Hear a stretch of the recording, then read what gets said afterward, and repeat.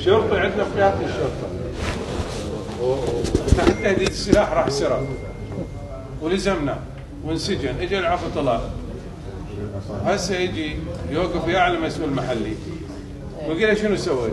ما هو انت المفروض كنت رجل امن وصرت حرامي تحت، وهذا قيد الجناية عندي اسرى يعني مو شيء سري هو. زين هذا يجي يقول لك شنو سويت؟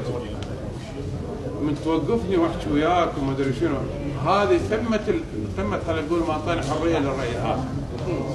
يطلع يقول ها والله المحافظ هددني، شنو هدد؟ انت منو هددك؟ ليش؟ انت رجل اصلا طلعت يعني انت وابنك يعني. اي هاي والله بس هذا وياي بس همزه.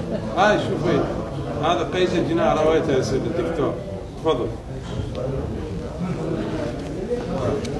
هذا طارق جويد جمعه شميل مواليده اسم اليوم قاب يقولون انه مو تم الغاء امر تعيينه لوجود قيد جنائي.